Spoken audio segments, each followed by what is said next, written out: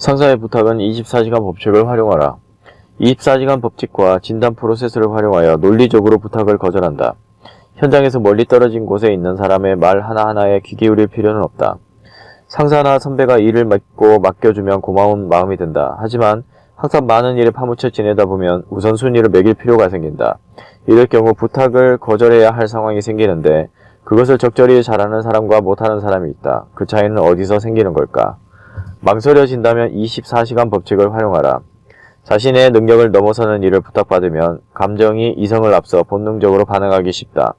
논리적으로 생각하려면 감정을 가라앉혀야 하지만 표출된 부정적인 감정이 진정되기까지는 자신이 생각하는 것보다 긴 시간이 필요하다. 이럴 때 도움이 되는 방법으로 예전 상사였던 존이 24시간 법칙에 대해 알려준 적이 있다. 누군가가 불합리한 일을 시킨다고 느낀다면 반드시 24시간이 지난 후 대안을 찾는 것이다. 이 법칙의 근거로 다음에 두 가지를 들 수 있다. 1. 상사는 진심으로 나와 회사를 위한 일이라고 생각한다. 2. 감정적으로 노라고 말하거나 반론한다면 나중에 후회하는 경우가 많다. 프로젝트의 경우에 상관없이 항상 프레젠테이션 자료 준비의 일정 부분을 당신에게 지시하는 상사가 있다고 해보자. 문제 해결책이 충실히 반영된 프레젠테이션을 준비해야 입찰을 따낼 가능성이 크게 높아지는 케이스라면 당신도 그 준비의 중요성을 잘 알고 있을 것이다. 하지만 이외의 경우라면 목적성과 정보가 아주 애매하기 때문에 어떤 준비가 어느 정도 필요한지 잘 알 수 없다. 승가신 경우는 후자와 같은 상황이다. 누구나 쓸모없어질지도 모르는 일이 아닌 지금 바로 가장 중요한 일에 집중하고 싶다는 생각을 한다. 이럴 때는 자신에게 24시간의 유예를 주는 것이 좋다. 그러면 상황을 스스로 제어할 수 있는 능력이 생긴다. 감정에 휘둘려 충동적으로 행동하거나 100% 확신을 갖기 힘들 때는 24시간 법칙을 이용한다. 이 규칙에 따르면 일에 대해 확실히 납득하고 전력 투구할 수 있을 뿐만 아니라 열심히 한 결과가 아웃풋에도 반영되는 두 가지 장점이 있다. 어떻게 보다 왜 하는지를 생각하라. 새로운 업무를 지시받았을 때는 흔히 가장 먼저 걱정하는 어떻게 실행할지, 즉 자원이 되는 시간과 능력에 대한 생각을 일단 내려놓는 것이 중요하다. 그리고 우선 목적이 무엇인지, 왜 하는지에 대해 생각해본다. 한 클라이언트가 동료에게 100쪽 분량의 PDF 파일을 파워포인트로 변환해달라는 의뢰를 한 적이 있었다. 클라이언트는 중요하고 급한 일이라고 몇 번이고 부탁했지만 의뢰를 기술적으로 잘 거절하는 나의 동료는 실제 클라이언트가 원하는 것이 두 종류의 파일을 하나로 합쳐서 간단하게 배포할 수 있도록 하는 것이라는 사실을 알아챘다. 그래서 그는 파일을 변환하는 대신에 PDF 파일 참조라는 이해하기 쉬운 지시를 넣자는 제안을 했다. 이렇게 문제를 5분 만에 해결하여 이틀에 걸쳐 인내심을 가지고 해야 하는 귀찮은 작업을 피할 수 있었다. 맥킨지에서는 보통 이런 작업은 제작팀에 맡기지만 한정된 자원을 최대한 활용하기 위해서는 단순 작업이기 때문에 때로 이런 뛰어난 기술이 필요하다. 두 번째로, 지시받은 일이 얼마나 큰 의미가 있는지 확실히 알기 위해 노력의 가치를 대략적으로 계산해본다. 그러면 왜라는 질문에 더 정확하게 대답할 수 있다. 가능하면 해야 할 가치가 충분하다는 근거를 숫자로 표시해본다. 일의 목적을 이해하고 효과가 어느 정도인지 파악할 수 있다면 일의 상대적인 중요성에 대해 양쪽이 명확하게 이해할 수 있을 것이다. 이전에 제조업 분야의 클라이언트에게서 한 제품군의 포괄적인 개혁 플랜을 공동 개발했으면 좋겠다는 의뢰를 받은 적이 있다. 클라이언트 측의 책임자는 굉장히 머리가 기민하고 현실적인 사람으로 항상 가장 핵심인 숫자로 되돌아가서 논의를 전개했다. 서로 다른 세 가지에 대해 초기 진단을 한 결과 재정의 된 시장 규모는 이전에 클라이언트가 산출한 것보다 크게 줄어들어 시장의 성장률은 한 자릿수 초반에 그칠 것이라는 사실을 알았다. 그럼에도 클라이언트 기업의 다른 부문의 장들은 적절한 유통 경로, 제휴사, 고객을 개척하기 위해 더 많은 자원을 투입해야 한다고 강력하게 주장했다. 그러나 책임자는 끝까지 반대했다. 그는 목적이 개혁에 있다는 사실을 잘 알고 있었다.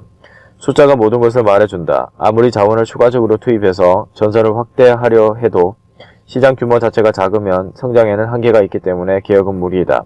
책임자는 원칙 전체를 수정해야 하지 않을까요? 하고 제안했다.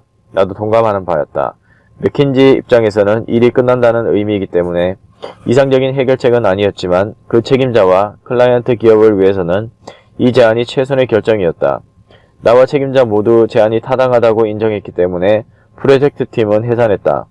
목적과 효과가 타당한 경우에만 다음 단계로 넘어가 필요한 인원과 능력, 스케줄 검증 등을 어떻게 실행할 것인지 검토한다. 표 1-3은 내가 사용하는 간단한 평가 프로세스이다. 먼저 목적을 확인하고 다음으로 효과를 측정한다. 그 다음에는 인재의 적성에 맞는지, 긴급상황인지에 관한 질문을 한다. 이 프로세스를 사용하면 프로젝트의 관리력과 리더로서의 신뢰도를 높일 수 있다.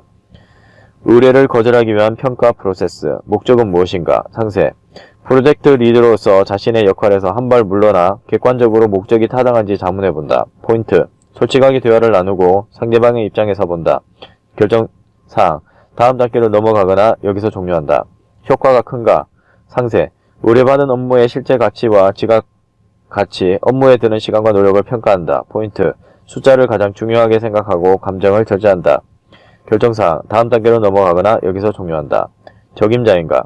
상세. 업무를 실행하는 데 가장 적합한 팀인지 확인한다. 포인트. 협력하여 최대의 성과를 거두기 위해 노력한다. 결정사항. 다음 단계로 넘어간다. 자원을 가장 효과적으로 이용한다. 스케줄 예측. 상세. 스케줄은 조정할 수 있는 경우가 많고 긴급한 업무는 한정적이다. 포인트. 중립적으로 단 마감 시간에 주의한다. 결정사항. 다음 단계로 넘어간다. 중요한 일정을 결정한다. 거절을 잘할수록 많은 일을 할 수 있다.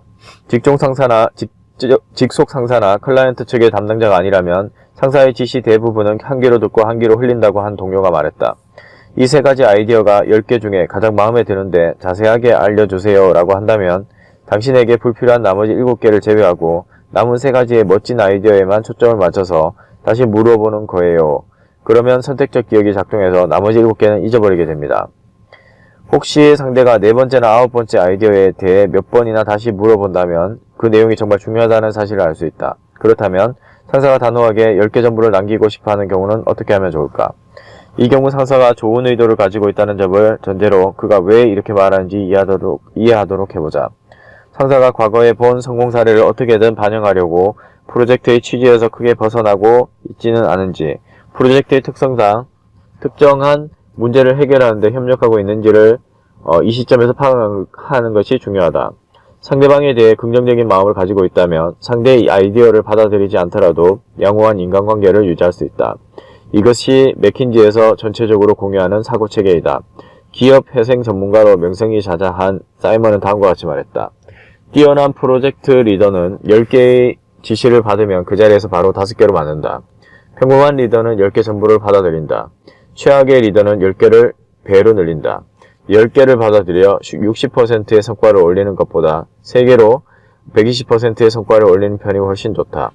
무엇보다 중요한 점은 일을 잘 거절하는 사람이 결국 많은 일을 한다는 것이다. 24시간의 법칙과 평가 프로세스와 같은 독자적인 방법을 스스로 개발하여 일의 장점에 집중하고 감정을 절제한 상태에서 대응하기 때문이다.